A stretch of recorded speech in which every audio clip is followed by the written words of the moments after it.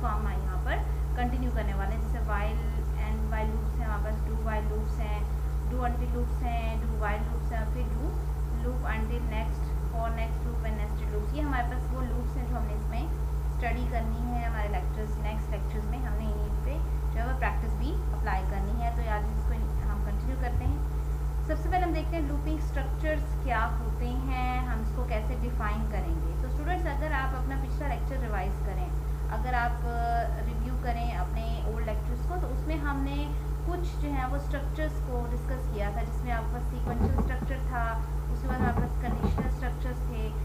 जो आपके पास sequential structure था उसमें हमने ये पढ़ा था कि आप जिस तरतीब से प्रोग्राम बनाते हैं आपकी उसी तरतीब से एग्जीक्यूशन होती है। मीन्स आपके प्रोग्राम की जितनी भी डिटेल्स हैं वो आपको खुद जो है स्टार्ट से लेकर एंड तक डिस्कस करनी पड़ती हैं। आपको खुद ही उसको जो है कंसीडर करना होता है, आपको खुद ही जो है ना उन मेजर्स का ख्याल रखना पड़ता है कि आपने प्रोग्राम को कैसे लेकर चलना है। इसी तरह जो आपके पास कंडीशनल स्ट्रक्चर्स थे उसमें हमने ये देखा था कि आप जो भी काम करते हैं उसमें आपको दो ऑप्शंस आ जाती हैं। अगर आप कोई भी कंडीशन चेक करते हैं और वो कंडीशन आपकी ट्रू साबित हो जाती है तो आप फर्स्ट ऑप्शन को जो है वो चूज़ कर लेते हैं और सेकंड को आप स्किप कर देते हैं। और अगर सपोज आपकी कंडीशन जो है वो फॉल्स हो जाती है तो फिर आप अल्टरनेटिवली फर्स्ट सिचुएशन को स्किप कर देते हैं और सेकंड सिचुएशन की तरफ चले जाते हैं। मीन्स आपके पास दो ऑप्शंस आ जाती हैं और आप इजीली चॉइस कर सकते हैं कंडीशन को देखते हुए जजमेंट करने के बाद। आज जो हम स्टार्ट करने जा रहे हैं, आज हमारा थर्ड स्ट्रक्चर जिसे हम लूपिंग स्ट्रक्चर्स का नाम देते हैं। लूपिंग स्ट्रक्चर बेसिकली क्या है, अगर हम इसकी डेफिनेशन की तरफ जाएं तो बेसिकली आपके पास ऐसा कंट्रोल स्ट्रक्चर है जो कि स्टेटमेंट या सेट ऑफ स्टेटमेंट, जितनी भी आप उस फंक्शन में, उस प्रोग्राम में आप लिख रहे होते हैं स्टेटमेंट्स, उनको रिपीट करता है मल्टीपल टाइम्स। यानी आपको अगर एक काम 10 दफ़ा रिपीट करना है तो आपको उसको 10 टाइम्स लिखने की ज़रूरत नहीं पड़ती है, बल्कि आप इस स्ट्रक्चर की मदद से उसको एक दफ़ा जो है वो लिखते हैं और एग्जीक्यूट उसको 10 टाइम्स कर सकते हैं। यानी ये हमारे लिए बहुत ईजी हो जाता है इसको अप्लाई करना कि आपने एक दफ़ा लिखा और उसने उसको मल्टीपल टाइम्स एग्जीक्यूट कर दिया, और वो भी आपकी ऑप्शन है, आपकी चॉइस है कि आप उसको कितने नंबर ऑफ टाइम्स जो है वो एग्जीक्यूट करवाना चाहते हैं। इसी वजह से इसको हम आइटरेटिव या रिपीटेटिव स्ट्रक्चर का नाम भी देते हैं। अब सवाल ये उठता है कि हम ऐसा क्यों करना चाहते हैं, ऐसी कौन सी सिचुएशन है जिसमें हमें मल्टीपल टाइम्स किसी भी एक काम को रिपीट करना पड़ रहा है। तो हमारे पास डिफरेंट सिचुएशंस होती हैं, लेकिन दो कॉमन जो आपकी सिचुएशंस होती हैं जो कि हमारे सामने आती हैं, उसमें ये है कि अगर सपोज आप किसी भी स्टेटमेंट को या नंबर ऑफ स्टेटमेंट्स को specific number of times execute करवाना चाह रहे हैं, तो वो आपके पास ये पहली सिचुएशन है कि आपको एक काम बार बार करना है। सपोज देखिए, जैसे आपको एक मैसेज 10 टाइम्स डिस्प्ले करना है। अब काम एक ही है, एक ही मैसेज है, एक ही तरीके से डिस्प्ले होगा। इट मीन्स कि आपको एक ही काम, एक ही टास्क रिपीटेडली मल्टीपल टाइम्स करना है और आपके पास लिमिट भी है कि आपको उसे 10 टाइम्स एग्जीक्यूट करना है। तो इस केस में आप उसे एक दफ़ा लिखते हैं और उसको आप इस लूप स्ट्रक्चर के हवाले करते हैं, ऑटोमेटिक इसको 10 टाइम्स है वो आपकी रिपीट कर देता है। इसमें आपकी एफर्ट मिनिमाइज़ हो जाती है, आपकी जो कोडिंग का टाइम है वो मिनिमाइज़ हो जाता है, आपकी उसी तरह से एरर्स मिनिमाइज़ हो जाते हैं और आपकी जो एप्लीकेशन है या इसकी इम्प्लीमेंटेशन है वो आपकी इंक्रीज़ हो जाती है, 10 टाइम्स बढ़ जाती है। फिर आप ये भी कर सकते हैं कि सपोज आपने अगर इसको 10 टाइम्स कर लिया है, नेक्स्ट टाइम अगर आप इसको 100 टाइम्स भी करना चाहें तो इसके लिए कोई मसला नहीं होगा। आपको जस्ट नंबर ऑफ टाइम्स बताना है, काम वो इजीली इसको करता जाएगा। जैसे इसके एग्जांपल आप ये भी ले सकते हैं। फॉर एग्जांपल किसी इदारे में 50 एम्प्लॉयज़ काम करते हैं और 50 एम्प्लॉयज़ की आपने मंथली जो सैलरी है वो कैलकुलेट करनी है। अब जो मंथली सैलरी है वो फर्स्ट मंथ में भी कैलकुलेट हो रही है, उसी तरह से सेकेंड मंथ में भी हो रही है, फिर थर्ड में भी होगी, ऐसे पूरे साल आपने उसको कैलकुलेट करना है। इट मीन्स एक काम को आपने 12 टाइम्स रिपीट करना है, एक ही प्रोसीजर आपका 12 टाइम्स चल रहा है। तो इसका मतलब है कि वहाँ पे भी आपका लूपिंग स्ट्रक्चर आ जाता है, आप उसको अप्लाई करते हैं।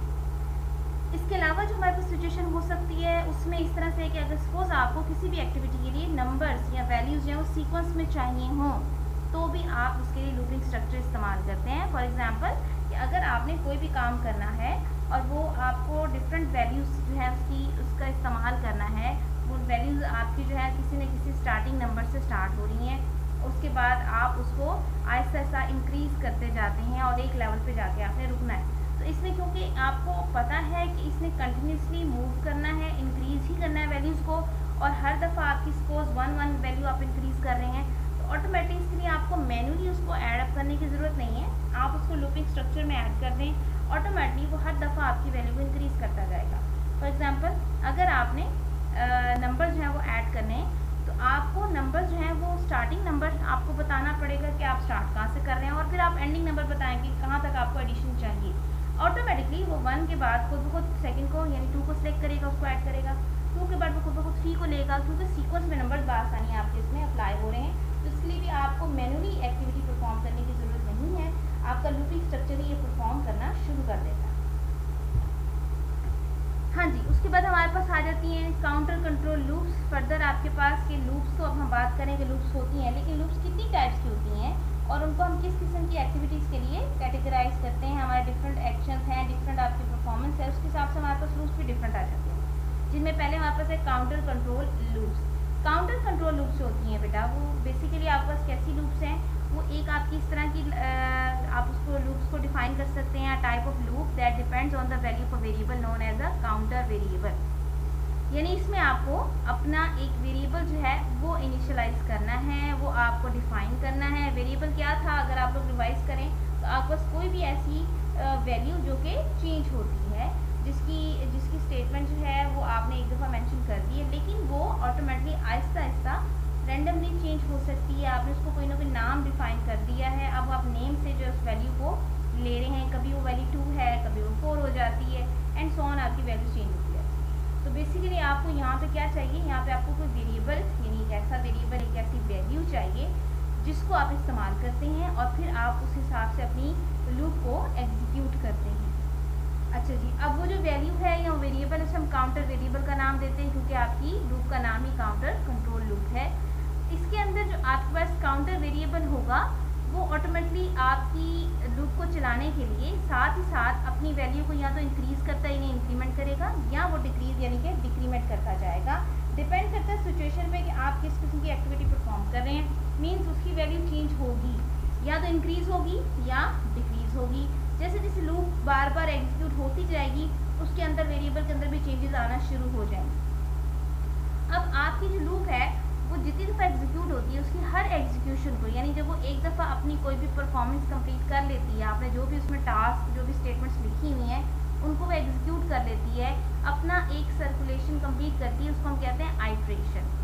तो बेसिकली आइट्रेशन जो आपकी एक जो लूप की आइट्रेशन है वो किन किन चीज़ों को फॉलो कर रही होती है, उसमें सबसे पहले इनिशियल वैल्यू आ जाती है। इनिशियल मतलब स्टार्ट कहाँ से लेना है। जैसे अभी हम बात कर रहे थे कि फॉर एग्जांपल अगर मुझे 50 एम्प्लॉयज़ हैं और मुझे उनकी सैलरीज को टोटल करना है और वो आपकी 12 मंथ तक चलेंगी, इट मीन्स कि आपका स्टार्टिंग नंबर या स्टार्टिंग जो टाइम पीरियड है वो 1 होगा, यानी फर्स्ट मंथ से आप स्टार्ट कर रहे हैं, तो आपको एक तो उसकी इनिशियल यानी स्टार्टिंग वैल्यू मेंशन करनी है, वो उस पर डिपेंड करती है।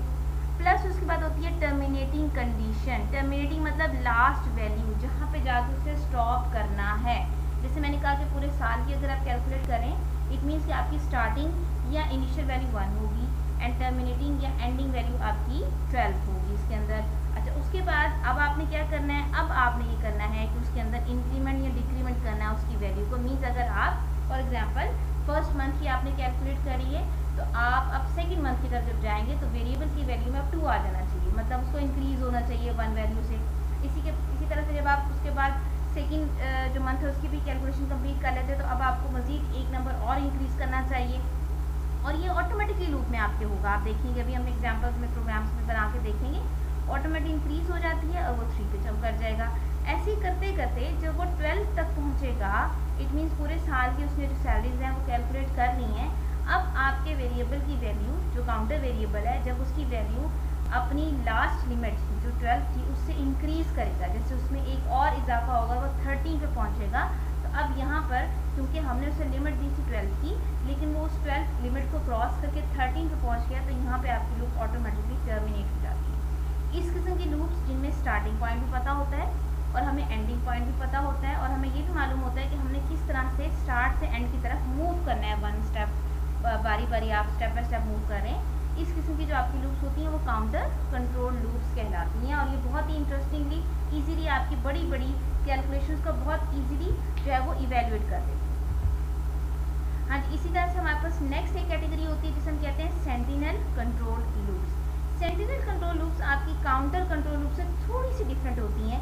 अब इन दोनों में क्या डिफरेंस पाया जाता है, उसमें ये था कि आपको स्टार्टिंग और एंडिंग का पता होता है, और आपको पता होता है कि अगर मैंने कहा है कि आपने 12 मंथ्स की करनी है, तो आपको ऑब्वियसली पता है कि इस लूप ने 12 दफ़ा चलना है, 12 टाइम्स एग्जीक्यूशन इसने करनी ही करनी है हर हाल में। 1 से स्टार्ट लेना है, 12 तक इसने अपनी जो है वो एक्टिविटी परफॉर्म करनी है और उसने स्टॉप करना है। लेकिन अगर सपोज बाज़ दफ़ा ऐसा हो कि आप किसी ऐसी सिचुएशन में काम करें जिसमें आपको ये अंदाज़ा ना हो कि आपने कहाँ पे उसको स्टॉप करना है, आप काम रिपीटेडली कर रहे हैं, आपने स्टार्ट तो ले लिया, आपकी लूप चल रही है, बार बार वो एग्जीक्यूशन कर रही है, लेकिन उसने कहाँ जाकर स्टॉप करना है, किस लेवल पे जाकर स्टॉप करना है, कितनी बार आइट्रेशंस उसकी होनी है। तो इस किस्म की लूप्स होती हैं वो आपकी सेंटिनल कंट्रोल लूप्स कहलाती हैं।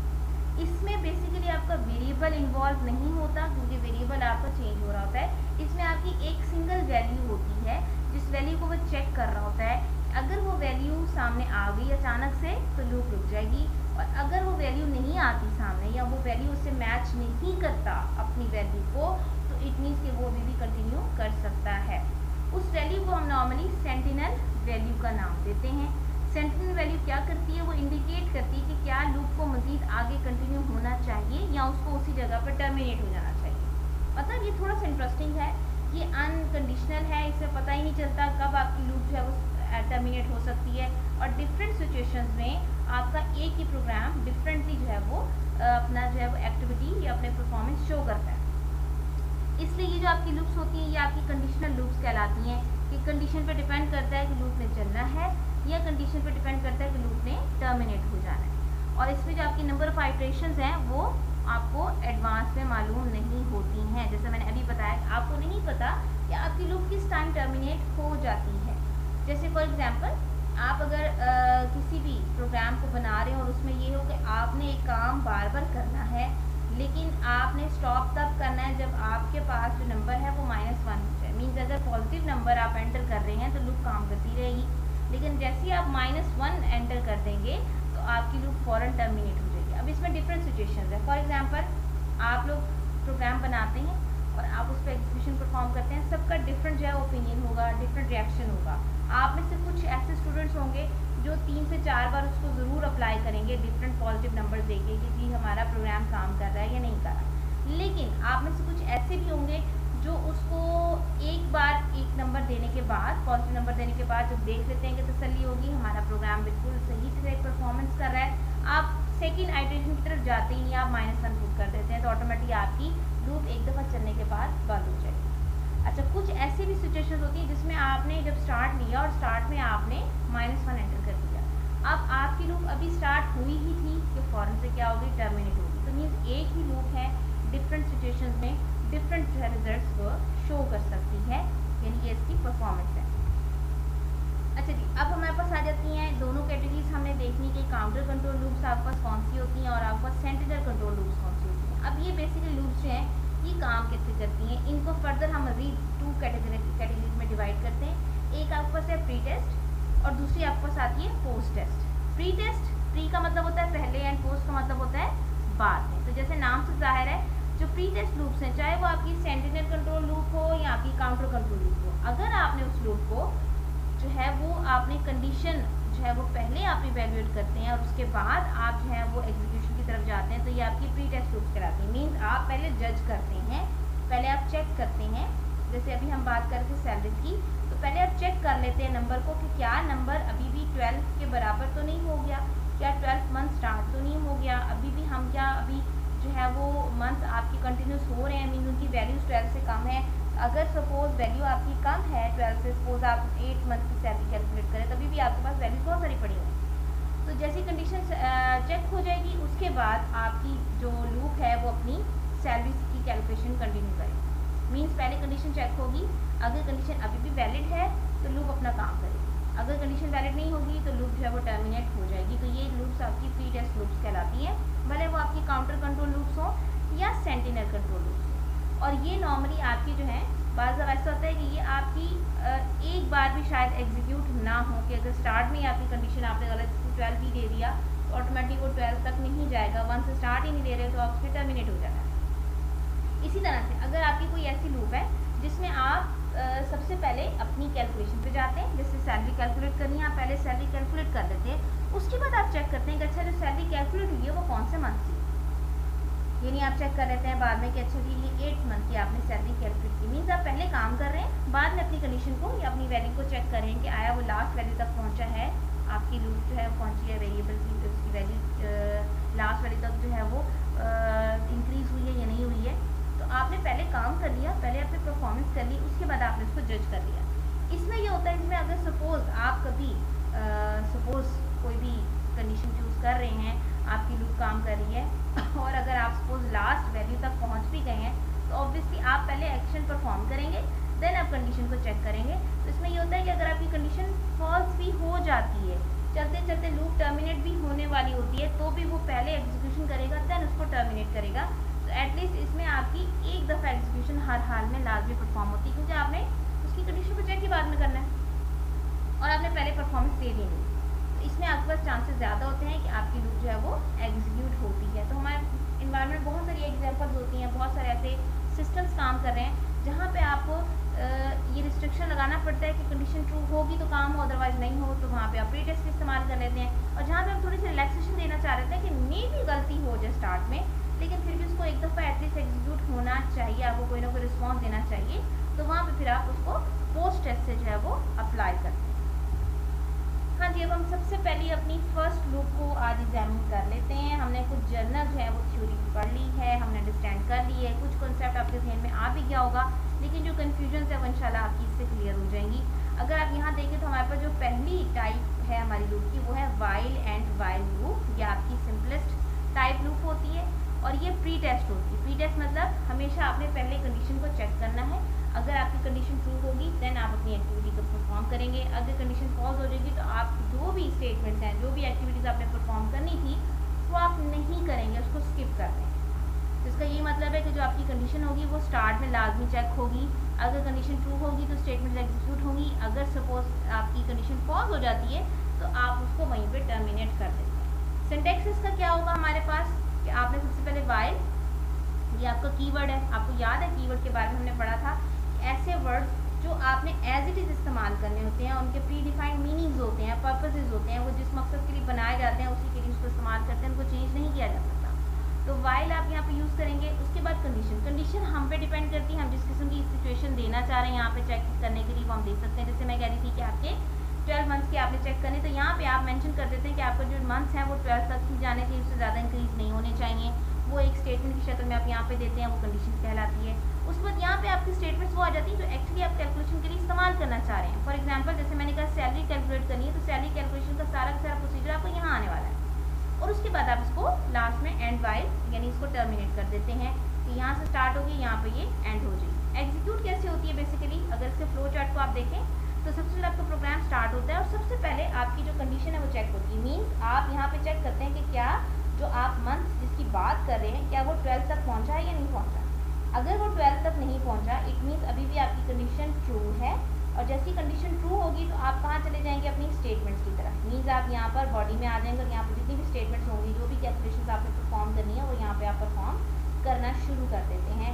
जैसे ही परफॉर्म आप कंप्लीट कर लेते हैं, दोबारा आपका जो आपकी एग्जीक्यूशन है दोबारा फिर स्टार्ट पर यानी फिर से कंडीशन की तरफ चली जाती है। मीन्स आप नीचे नहीं आते बल्कि स्टेटमेंट्स को एग्जीक्यूट करने के बाद दोबारा फिर कंडीशन को चेक करते हैं कि अब कंडीशन क्या कह रही है, अब सिचुएशन क्या है, क्या अभी भी आपका जो मंथ है वो 12 तक इंक्रीज हो गए हैं, उसकी लिमिट तक पहुंच गए हैं, या अभी भी हमारे रिमेनिंग कुछ मंथ्स बाकी हैं।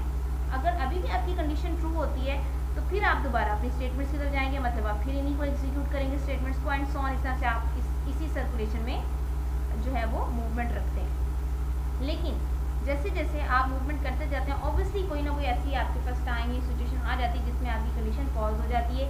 मीन्स आप अपने 12 मंथ से एक्सीड करने लग जाते हैं। आपको 12 मंथ की सैलरी कैलकुलेट करनी थी, आप उससे एक्सीड करने लगते हैं। जैसे आप एक्सीड करने लगते हैं तो कंडीशन आपकी हो जाती है फॉल्स। जैसी कंडीशन फॉल्स होती है, जैसे यहाँ देखिए फ्लो चार्ट में भी हमारे पास है कि हमारी कंडीशन जो है वो फॉल्स हो जाती है। तो जब फॉल्स हो जाती है हम उसको एंड करते देते हैं। मीन्स आप दोबारा स्टेटमेंट्स की तरफ नहीं आते, कंडीशन जैसी फॉल्स हुई आप यहाँ से कंट्रोल आपका बाहर आ जाता है।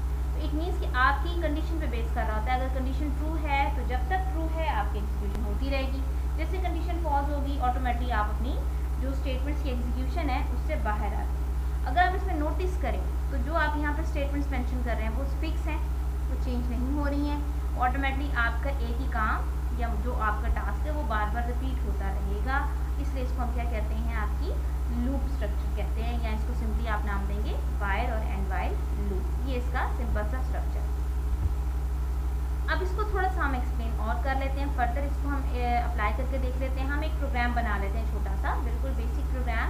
और इस प्रोग्राम में आपने क्या करना है, इस प्रोग्राम में आपने सिंपली ये करना है कि आपने अपने एक छोटे से प्रोग्राम के अंदर एक लेबल बनाना है और उसी तरह से एक आपने बटन बनाना है। अगर आपको याद हो पिछले लेक्चर्स में तो हमने देखा था हम बहुत सारे एग्जीक्यूशंस के लिए बटन का इस्तेमाल कर रहे थे। तो एक बटन बनाएंगे, जब आप बटन पे क्लिक करें तो आपकी स्क्रीन पे 5 टाइम्स जो है वो हेलो वर्ड का जो सेंटेंस है वो लिखा हुआ नजर आना चाहिए। मीन्स आप चाह रहे हैं कि 5 टाइम्स हेलो वर्ड लिखा हुआ नजर आए।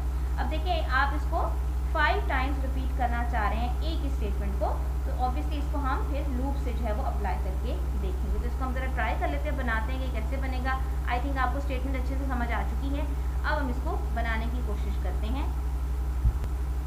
हाँ जी स्टूडेंट्स, अगर आप देखें तो हम एक फॉर्म ओपन कर चुके हैं। मैंने इसको डिज़ाइन करने की कोशिश की है, बहुत सिंपल अभी बनाया है। मैंने सिर्फ यहाँ से एक लेबल लिया है, देखिए यहाँ से मैंने लेबल सेलेक्ट किया और उसको मैंने यहाँ पे प्लेस कर दिया और मैं अभी उसकी कोई डिटेल्स में नहीं की, उसको कोई चेंज मैंने नहीं किया। उसके बाद मैंने यहाँ से बटन सेलेक्ट किया और मैंने ये बटन जो है यहाँ पर प्लेस कर दिया है। यहाँ पर मेरे पास बटन जो है वो स्क्रीन पे शो हो रहा है और मैंने सिर्फ बटन के यहाँ पर टेक्स्ट में जाकर चेंज करके इसको लूप का नाम दिया है। मीन्स मैं लूप एक स्टार्ट करना चाह रही हूँ। अब जो हमने काम करना है वो बेसिकली इस बटन के पीछे इसके कोड विंडो में करना है। और आपको याद होगा जब भी आप किसी भी कंट्रोल के पीछे कोई कोड एंटर करना चाह रहे होते हैं तो आप उसके ऊपर डबल क्लिक करते हैं, उसकी कोड विंडो ओपन हो जाती है। तो जैसे मैं इस पर क्लिक करी हूँ, इसकी कोड विंडो ओपन हो चुकी है। अब मुझे यहाँ क्या करना था, अगर आप रिवाइज करें तो हमने कहा कि हमने एक ऐसा प्रोग्राम बनाना है जिसके अंदर आप एक ही वर्ड को मल्टीपल टाइम्स रिपीट करना चाह रहे हैं। तो जैसे हम यहाँ चाह रहे हैं कि आपने हेलो वर्ड जो है वो बार बार रिपीट करना है मल्टीपल टाइम्स। तो देखें हमें अब इसमें कुछ चीज़ों का ख्याल रखना पड़ेगा। सबसे पहले ये कि हमने स्टार्ट कहाँ से लेना है। तो ऑब्वियसली अगर मैं कह रही हूँ 5 टाइम्स हमने उसको डिस्प्ले करना है, इट मीन्स हमें नंबर 1 से स्टार्ट करना होगा। अगर मैं नंबर 1 से स्टार्ट करती हूँ तो मुझे उसको किसी न किसी वेरिएबल में प्लेस भी करना होगा, डायरेक्टली वो 1 इस्तेमाल नहीं हो सकता। इसलिए मैंने एक वेरिएबल बनाया जिसका नाम था n। आपको याद है वेरिएबल बनाने की स्टेटमेंट क्या होती है, डिम n, या वेरिएबल का नाम यहाँ पे देते हैं एज इंटीजर, क्योंकि नंबर्स हैं तो मैं इंटीजर उसको दे रही हूँ डाटा टाइप। उसके बाद मैंने उसको इनिशियली वैल्यू क्या दी है, यहाँ पर 1 दी है। मीन्स आपका नंबर 1 से स्टार्ट होगा। अब अगर आपका नंबर 1 से स्टार्ट होगा तो लास्ट लिमिट क्या होगी उसकी, 5। और अगर सपोज मैं यहाँ पे 5 से स्टार्ट लेती तो मेरी लास्ट लिमिट होती 10, क्योंकि मुझे 5 टाइम्स करना है। तो आपने स्टार्ट जहाँ से लेना है ऑटोमेटिक आपने उसी हिसाब से 5 इंक्रीमेंट्स करने के बाद लास्ट अपनी वैल्यू डिसाइड कर लेनी कि क्या होगी। वो हम पे डिपेंड करता है हम स्टार्टिंग का लेते और एंडिंग किस तरह से। अच्छा, उसके बाद जो मैंने लेबल बनाया था बेसिकली उसके लेबल के जो टेक्स्ट है, लेबल डॉट टेक्स्ट, मतलब जो लेबल का टेक्स्ट होगा वो अभी स्टार्ट में एम्प्टी है, खाली होगा, यानी अभी इसमें हमें कुछ डिस्प्ले नहीं करना। ऑब्वियसली जब तक मैं बटन पुश नहीं करती वो काम नहीं करेगा। नेक्स्ट हमारी यहाँ से लूप हो रही है स्टार्ट। एक्चुअली ये आपकी लूप का स्ट्रक्चर है जो हम यहाँ पे अप्लाई कर रहे हैं। इसमें देखिए मैंने कंडीशन क्या लगाई है, n is less than equal to 5। ये लेस देन और इक्वल टू का साइन होता है। हम क्या कह रहे हैं, हम ये कह रहे हैं कि जब तक जो मेरा वेरिएबल n है उसकी वैल्यू 5 से छोटी या 5 के बराबर रहती है, इट मीन्स हर दफ़ा वो चेक करेगा, हर दफ़ा उसने क्या चेक करना है कि जो n की वैल्यू वो 5 से बड़ी ना हो जाए। दूसरे अल्फाज में हम इसको ऐसे कह सकते हैं कि n की वैल्यू 5 से बड़ी ना हो जाए। जब तक बड़ी नहीं हो जाती है तब तक आपकी कंडीशन ट्रू रहेगी और जो इसकी बॉडी में जो हमने चीज़ें लिखी हुई हैं स्टेटमेंट तो एग्जीक्यूट होती रहेगी। लेकिन जैसे वो 5 से बड़ा हो जाएगा, एक्सीड कर देगी n की वैल्यू, तो ऑटोमेटिक वो टर्मिनेट हो जाएगा। तो यहाँ तक आपको समझ आ गया होगा कि कंडीशन हम कैसे एक्सप्लेन करते हैं। तो कंडीशन में नॉर्मली एक आपकी वो वैल्यू होती है जिससे आप चेक कर रहे होते हैं और एक उसकी लास्ट वैल्यू होती है जिससे आप उसकी कंपैरिजन कर रहे होते हैं। उसका होना बहुत ज़रूरी है। अच्छा, उसके बाद हमने यहाँ पे क्या किया है कि जो आपका लेबल था उसमें स्टार्ट में देखिए हमने ब्लैंक रखा था कि उसमें कोई भी उसका जो टेक्स्ट और डिस्प्ले नहीं हो रहा है। लेकिन मैंने ये कहा है यहाँ पर कि हमने कुछ इस तरह से लिखना है कि उसके टेक्स्ट में हमें नाम या वो जो मैसेज वो नज़र आना चाहिए। तो देखिए यहाँ पे हमने दे दिया label 1 dot text is equal to label 1 dot text, यानी उसमें जो पहले से टेक्स्ट लिखा होगा वो भी मौजूद रहे एंड और साथ ही साथ उसमें क्या ऐड हो जाए, हेलो वर्ड, यानी पहले वाले टेक्स्ट के साथ साथ अगला टेक्स्ट भी उसमें ऐड होना चाहिए और वो अगला टेक्स्ट भी क्या होगा, हेलो वर्ड ही होगा। और उसके बाद जब वो टेक्स्ट लिख ले तो आपकी जो स्टेटमेंट है, जो आपका पॉइंटर है वो न्यू लाइन पर, यानी एंटर जैसे आप कीबोर्ड से प्रेस करते हैं और आप नेक्स्ट लाइन पर मूव करते हैं, ये एक्चुअली आपका एक फंक्शन है जो बिल्ट इन फंक्शन है, आपको ऑटोमेटिक नेक्स्ट लाइन पर ले जाता है। तो आप नेक्स्ट लाइन पर मूव करते हैं। अच्छा, अब देखें यहाँ पे ये जो स्टेटमेंट है ये एक दफ़ा एग्जीक्यूट होगी। तो आप अगर आप माइंड में सोचें तो एक दफ़ा वो हेलो वर्ड लिख देगा। अब एक दफ़ा जब हो गया इट मीन्स कि पहले वेरिएबल की वैल्यू 1 थी और 1 टाइम उसने उसको डिस्प्ले कर दिया मैसेज को। अब ऑटोमेटिक उसको सेकंड पे जाना है तो वेरिएबल की वैल्यू को भी फिर जो है ना वो इंक्रीज जाना चाहिए। और क्योंकि ये ऑटोमेटिकली होना चाहिए तो हमें कुछ ऐसा सिस्टम बनाना पड़ेगा जिससे n की वैल्यू खुद ब खुद इंक्रीज भी हो, ताकि वो एंड पे 5 तक पहुंचे तो सही, और हमारी लूप जो है किसी तरह से भी टर्मिनेट हो। तो यहाँ देखिए नीचे जो सेकंड स्टेटमेंट है ये हम खुद देते हैं, ये आपके इसका आपकी लूप का हिस्सा ही होता है और ये मस्ट है, आपने लाजमी देनी है। ये आपकी जो स्टेटमेंट है इसमें हम क्या करें कि n is equal to n plus 1 means n की वैल्यू में एक नंबर का इजाफा हो जाएगा और जो रिजल्ट होगा वो दोबारा n में ही स्टोर हो जाएगा। मीन्स हम काउंटिंग भी साथ साथ ही करें, ये बेसिकली आपकी काउंटिंग का काम ही कर रहा है। कि सबसे पहले देखिए वो लूप को चेक करेगा कि n की वैल्यू 5 से छोटी है। अगर n की वैल्यू आप देखिए 1 है, वैन बाकी 5 से छोटा होता है, 1 5 से छोटा है, कंडीशन ट्रू होगी, वो ये स्टेटमेंट एग्जीक्यूट कर देगा। उसके बाद नेक्स्ट स्टेटमेंट पे आएगा, वो n की वैल्यू में एक नंबर का इजाफा कर देगा, n की वैल्यू अब 2 हो जाएगी। उसके बाद दोबारा वो ऊपर जाएगा, अब जब n की वैल्यू को चेक करेगा 5 से कंपेयर करेगा तो अब n में 2 है, अब वो 2 को 5 से मैच करेगा। अच्छा जी, अभी भी 2 जो है वो 5 से लेस देन है, कंडीशन अभी भी 2 है, वो फिर एग्जीक्यूशन करेगा स्टेटमेंट की और फिर नीचे जब आएगा तो n में एक नंबर और इजाफा हो जाएगा, मीन 3 हो जाएगा। दोबारा ऊपर जाएगा, 3 को फिर मैच करेगा, 3 अभी भी 5 से छोटा है, इट मीन्स अभी भी कंडीशन आपकी ट्रू है, वो दोबारा फिर आपकी नीचे स्टेटमेंट्स में आएगा और आपकी जो एग्जीक्यूशन वो कंप्लीट कर देगा। उसके बाद वो एक नंबर उसमें इंक्रीज करेगा, n 4 हो जाएगा और 4 को फिर चेक करेगा, अभी भी 5 से छोटा है, वो फिर एग्जीक्यूशन करेगा, फिर नीचे आएगा वो एक और नंबर इंक्रीज करेगा। अब आपके n जो वेरिएबल उसमें वैल्यू आ जाएगी 5 और 5 जो है वो 5 के बराबर है, अभी भी कंडीशन आपकी ट्रू कहलाएगी, ट्रू ही समझी जाएगी और ऑटोमेटिक वो दोबारा आकर आपकी जो स्टेटमेंट है हेलो वर्ड प्रिंट करने की वो फिर से प्रिंट करेगा। उसके बाद वो n की वैल्यू में एक इजाफा करेगा और n की वैल्यू हो जाएगी 6।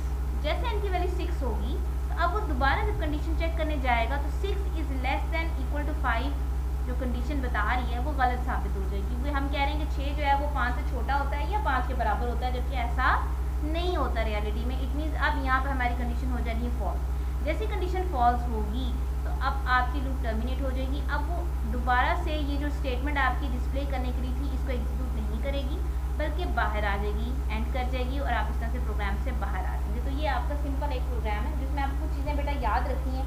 एक तो ये कि आपने हमेशा स्टार्टिंग वैल्यू लाजमी खुद से मेंशन करनी, प्लस आपको अपनी कंडीशन में वाइल में वो वैल्यू भी देनी है जो कि आपकी एंडिंग है, जैसे कि यहाँ पे 5 है।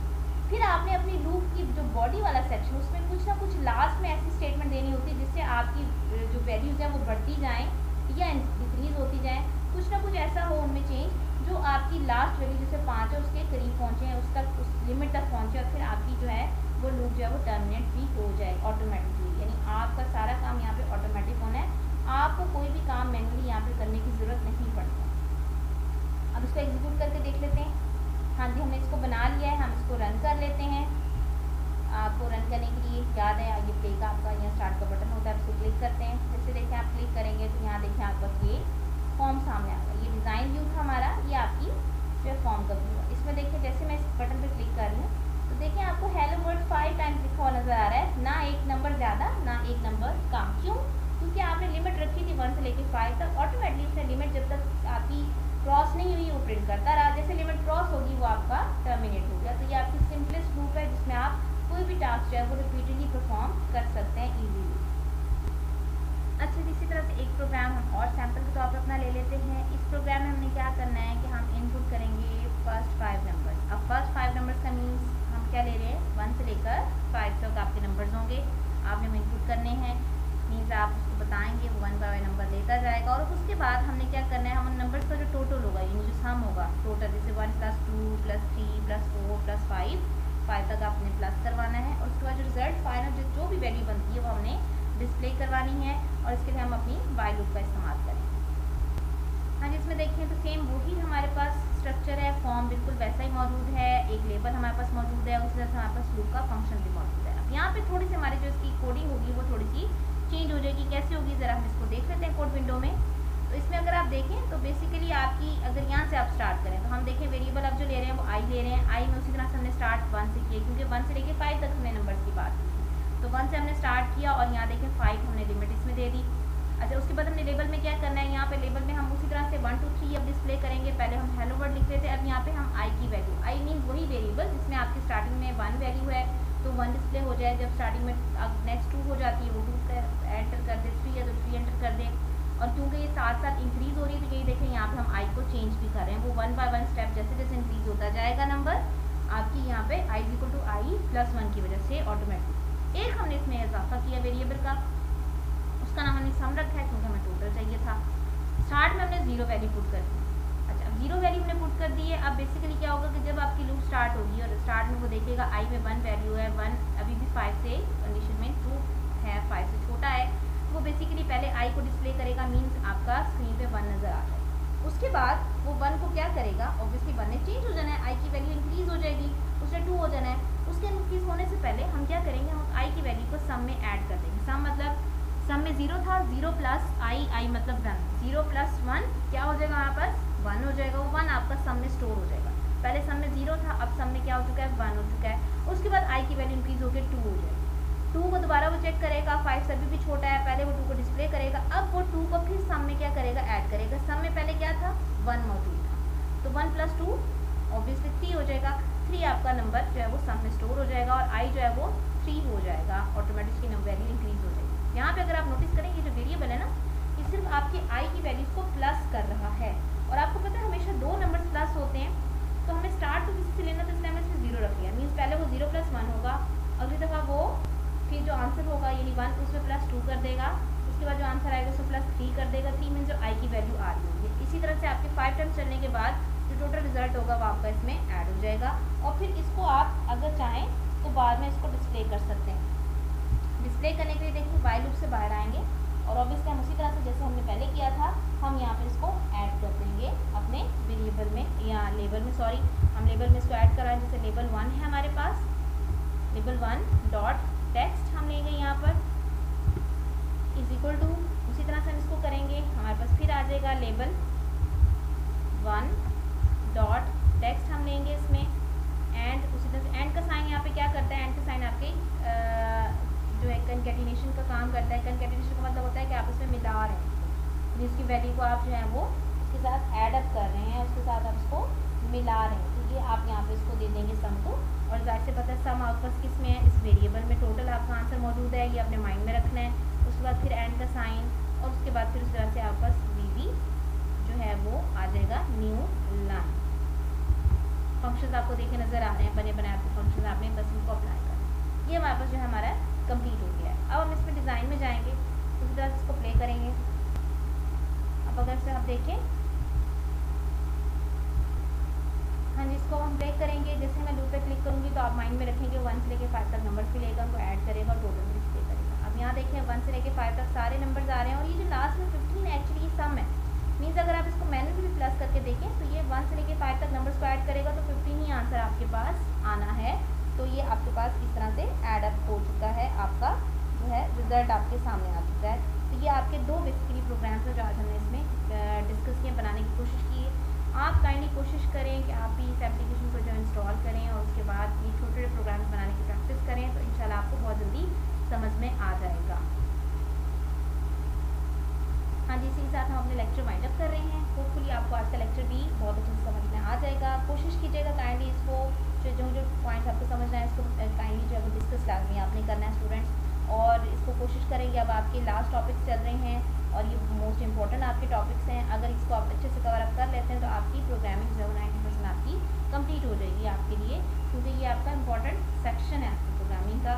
इसलिए इसको आपने अच्छे से कवर अप करना है और फिर वही बात कि इसको लाजमी आपने डिस्कस करना है जहाँ पर भी कोई issue. Thank you very much. अल्लाह हाफिज़।